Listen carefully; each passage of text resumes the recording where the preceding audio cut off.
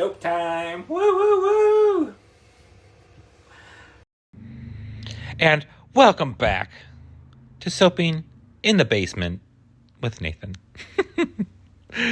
So today we are making New Beginnings, which is a rainbow soap, and it is actually scented in a scent called Jade, but we'll get to that in a second. So one thing I found out, first of all, it's been over a year since I posted a video, so it's been a very long time. I'm still I'm on the struggle bus to figure out the best way to do videos, and we're doing a vertical format video because that's what I'm used to on Instagram, TikTok, all of the social media platforms. So we are working with a 36% lye solution today, and we just strained it into our oil mixture. So our oil mixture already contained our coconut milk. So one thing that's really nice about adding your milk to your oils before you add your lye solution, or some people when they do milk soaps, what they will do is they will put the milk in the freezer and then they'll just like pour their lye over it, and that's way too much work.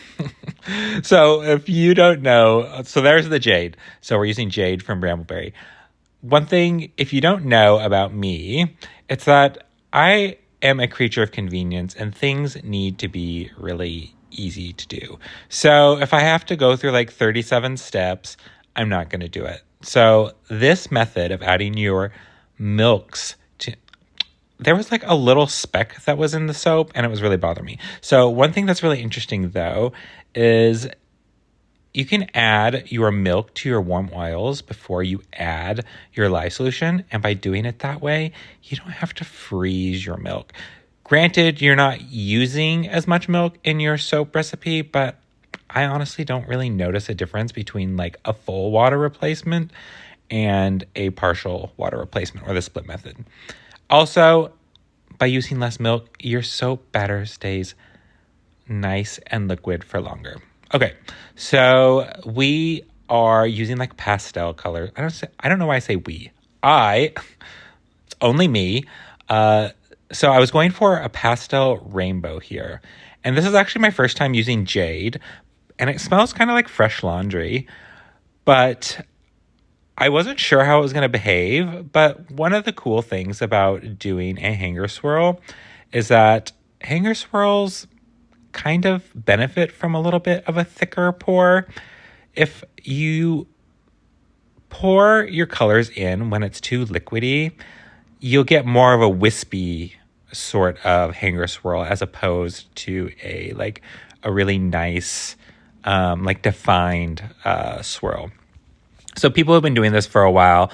You probably know what I'm talking about, but if you don't, well, then you just need to practice more. And then you'll know. It's all, I would say 3/4 of soap making is just learning how to manage your trace, and knowing what it looks like.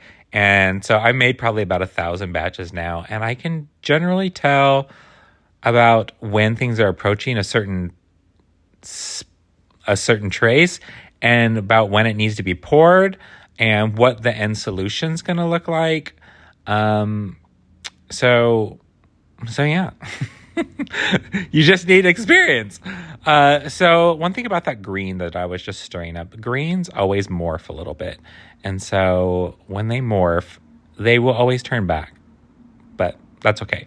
So now what I'm doing is I'm just layering in my colors here. And you can see that the batter is probably at like a light trace.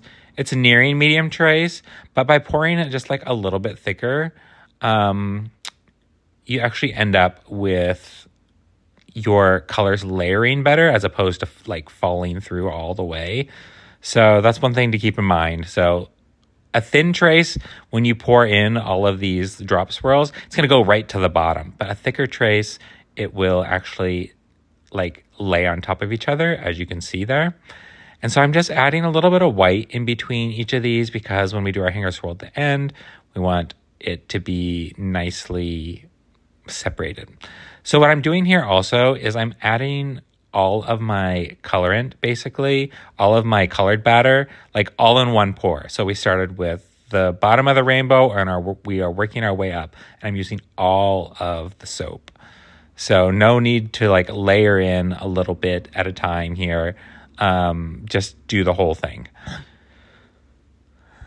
All right, and we are about approaching the hanger swirl portion. But I will say that Jade behaved very nicely.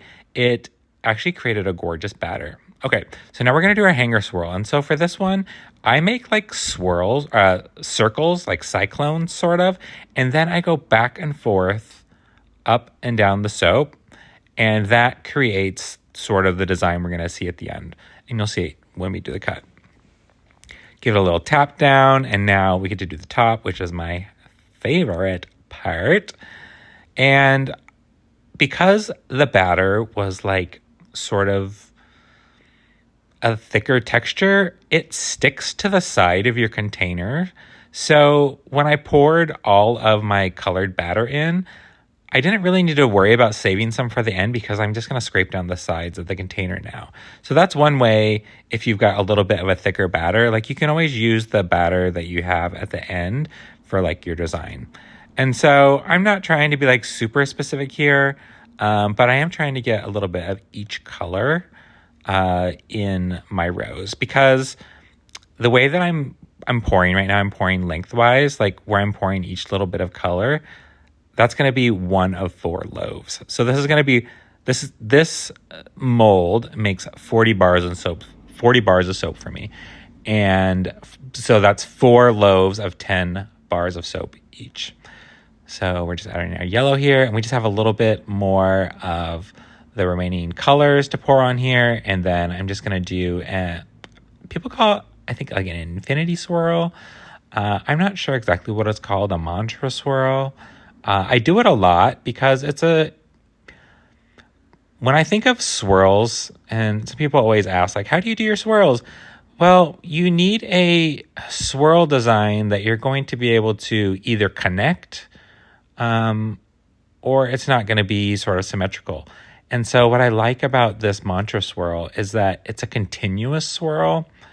And I actually tried a new technique here. I had some extra white, and I was just like, I'm just going to kind of put it like consistently on the top here and see what it does. So when we do our mantra swirl, infinity swirl at the end, it should look consistent throughout. And we're actually going to put a whole bunch of gold on the top of this because, I'm a gold floozy. And so I actually wanted to dust it with a little bit of gold beforehand so that when I do the swirl, it's going to look, hopefully, really cool. It didn't turn out the way that I was expecting it, but that's why we just experiment. And that's like the most fun part of soap making. Like I said, I've not made this soap before. I've not used this fragrance before.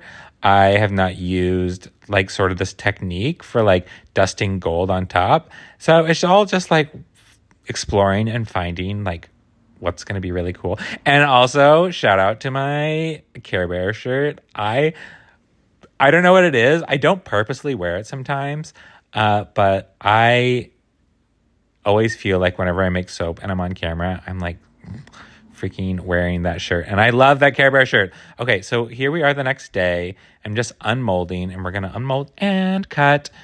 And so this is about 24 hours later. And I would say at about like 16 to 20 hours, it's still a little warm, but this is 24 hours later, and it's not warm. And so I just like to bevel the edges a little bit so that when I cut it at the end, like it's already cleaned up. So sometimes the edges can be kind of gnarly, but actually the edges on this are fine. And most of the time I actually like kind of cut off the edges. Anyways, so there's only really one side of the soap that ends up having like a little bit of a beveled edge. Okay, so that was our first cut. And as you remember earlier when we were doing our hanger swirl, we were hanger swirling. We did like cyclones or circles, and then we like went through the cyclones back and forth. And so because of the way that we poured, we actually ended up, like, the sides look kind of interesting, but as you cut the loaf now, you're going to actually see the design. So the side is, so I talk about this all the time, but it does matter the way that you pour.